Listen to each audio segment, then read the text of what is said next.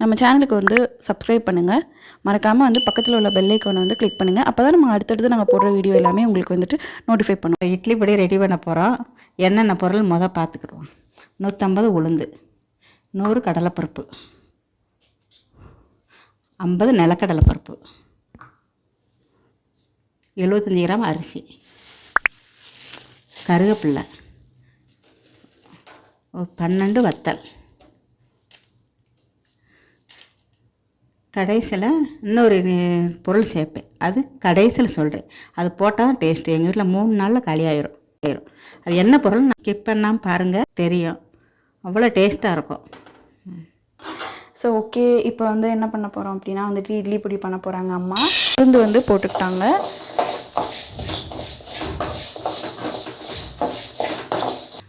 ஒரு சில பேர் எண்ணெய் ஊற்றி வறுப்பாங்க, ஆனால் அப்படி வறுக்கக்கூடாது. அப்படி எண்ணெய் ஊற்றி வறுத்தா டேஸ்ட்டாக தான் இருக்கும். ஆனால் 10 நாள் காலி ஆகிடணும்.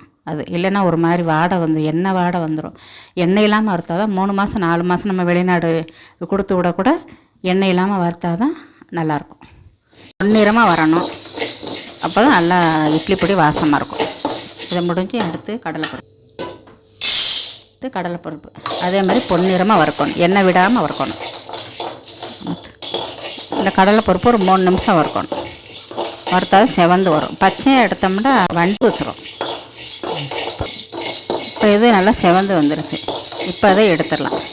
எடுத்துட்டு அடுத்து கடலைப்பருப்பு போடணும். அடுத்து நிலக்கடலைப்பருப்பு போடணும்.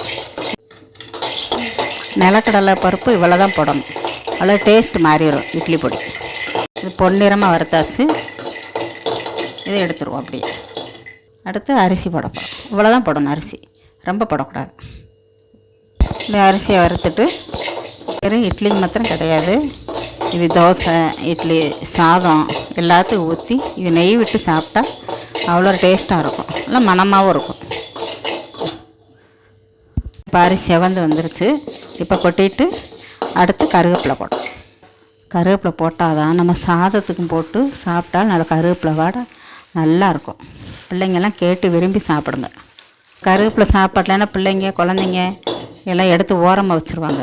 ஆனால் இதை வந்து எடுத்து வைக்க எதுவும் தெரியாது. நம்மனா அரைச்சிரமே, நைஸாக அரைச்சிரமே.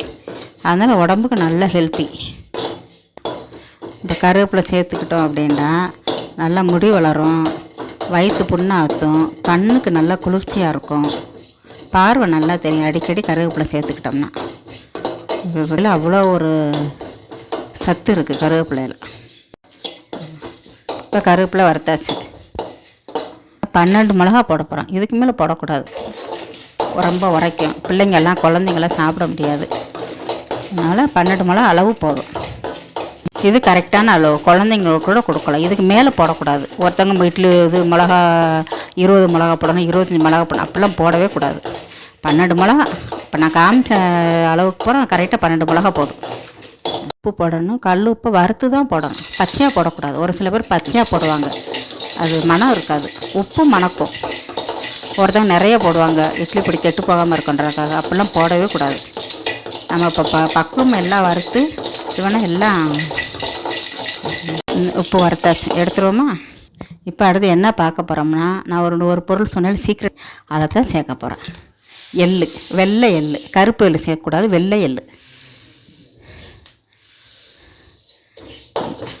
இதை சேர்த்தோம்னா அவ்வளோ சுவையாக இருக்கும், அவ்வளோ வீடே மணக்கும். இந்த வெள்ளை எள்ளு வறுத்து போட்டோம்னா வீடே மணக்கும். நல்லா விரும்பி சாப்பிட்றோம், எல்லோரும் விரும்பி சாப்பிடுவாங்க. இது பெரும்பாலும் நிறைய பேர் சேர்க்க மாட்டாங்க, ஆனால் அது சேர்த்தா தான் இட்லி பொடி டேஸ்ட்டே இந்த எள்ளு தான். இது உடம்புக்கு ஹெல்த்தி, ரொம்ப நல்லது எள்ளு.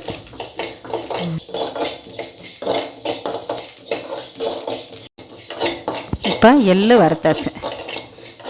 எள்ளு வறுக்கும்போதே ஒரு மனம்.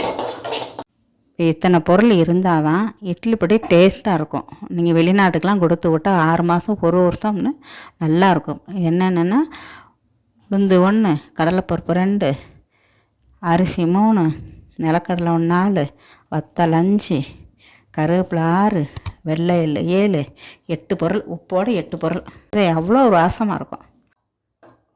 இப்போ எல்லாம் வறுத்து இப்போ நல்லா ஆற வச்சேன்.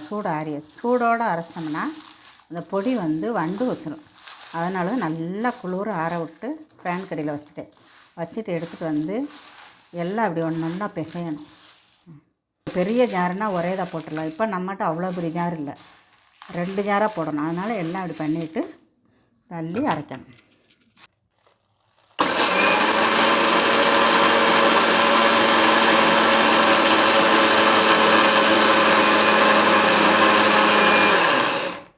எல்லாம் கிளறி விட்டுக்கணும்.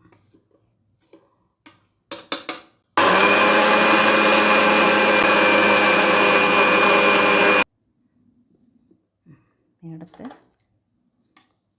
நல்லா அரைச்சிருக்கறதுனால பார்க்கணும்.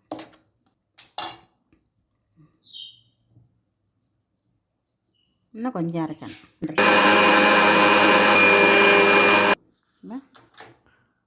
நல்லா நெருன்னு இருக்குது.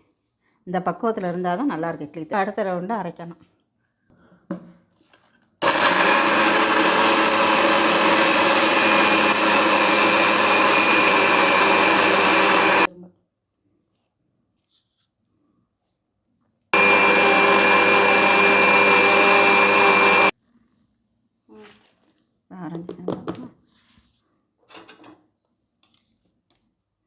நல்லா அரைஞ்சிச்சு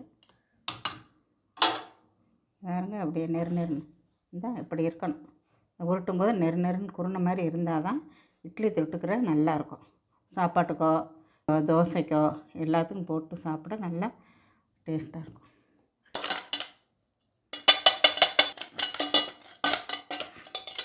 இப்போ நல்லா கிளறணும். கிளறினா தான் இப்போ தனித்தனியாக அரைச்சோம்ல, இப்போ கிளறினா தான் நல்லா ஒன்றோட ஒன்று சேர்ந்து நல்லா உப்பு எல்லாம் ஒன்று சேரும். ஏன்னா தனித்தனியாக அரைச்சோம்ல, ஒன்றா அது கிளறினா தான் நல்லா எல்லாம் ஒன்று சேரும். இது கிளறும்போது கருவேப்பிலை, எள்ளு வடை, நிலக்கடலை, பொரியரிசி, உளுந்து வடலை எல்லாம் கமன்னு அடிக்குது. இதில் சோத்துல ஊற்றி சாப்பிட்டு நெய்யை விட்டு சாப்பிட்டா குழந்தைங்க அவ்வளோ விரும்பி சாப்பிடுங்க. அவ்வளோ டேஸ்ட்டாக இருக்கும். உடம்புக்கும் ரொம்ப நல்லது. கடையில் அந்த பாக்கெட்டை வாங்கினோம் இந்த பாக்கெட்டை வாங்கினோம் வாங்கி சாப்பிடாதீங்க. முடிஞ்ச அளவு வீட்டில் செஞ்சு சாப்பிடுங்க. அதான் உடம்புக்கு ஹெல்த்தி. குழந்தைங்களுக்கும் வயிறு புண்ணாகாமல் இருக்கும். கடையில் வாங்கி சாப்பிடாதீங்க. அஜீரமுட்டை எல்லாம் பொடியை போட்டு வயிறை பூரா வீணாக ஆக்கிடுதுங்க. இது வீட்டில் செஞ்சு சாப்பிட்டிங்கன்னா செலவும் கம்மி, நம்ம உடம்புக்கு ஹெல்த்தி. கிளறி விட்டதுக்கப்புறம் பாட்டிலில் இப்படி அள்ளி வச்சுக்கிடணும். வச்சுட்டு சின்ன டப்பாவில் எடுத்து தேவையானதை எடுத்துகிட்டு, இதோட அடக்கை வந்து 45 ரூபாய்க்குள்ளே தான் வரும். ஆனால் அது வெளியில் வாங்கினீங்கன்னா இந்த இட்லி பொடி வந்து 150 ரூபா சொல்லுவாங்க. 40 ரூபாயில் நம்ம வேலைப்பாடு வறுக்கணும் அரைக்கணும், அவ்வளோதான். நல்லா டேஸ்ட்டாகவும் சாப்பிட்லாம், நமக்கு காசும் மிச்சம். ஸோ அம்மா பண்ண இட்லி பொடி உங்களுக்கு பிடிச்சிருந்துச்சு அப்படின்னா இந்த வீடியோக்கு ஒரு லைக் பண்ணுங்கள். நம்ம சேனலுக்கு வந்து சப்ஸ்கிரைப் பண்ணுங்கள். மறக்காமல் வந்து பக்கத்தில் உள்ள பெல் ஐக்கானை வந்து கிளிக் பண்ணுங்கள். அப்போ தான் நம்ம அடுத்தடுத்து நாங்கள் போடுற வீடியோ எல்லாமே உங்களுக்கு வந்துட்டு நோட்டிஃபை பண்ணும். ஸோ இதுக்கப்புறமா உங்களுக்கு வந்துட்டு இதே போல் நிறைய வீடியோஸ் அப்படி வேணும் அப்படின்னா தொடர்ந்து பாருங்கள், ஸ்கிப் பண்ணாமல் பாருங்கள். ஸோ குக்கிங் மட்டும் இல்லாமல் உங்களுக்கு வந்துட்டு தைக்கணும் அப்படின்னு ஆசைப்படுறீங்க அப்படின்னு சொன்னாலுமே வந்துட்டு அதுலேயுமே நீங்கள் வந்துட்டு நம்ம சேனலில் வந்து நீங்கள் பார்த்துக்கலாம். Thank you all, bye bye.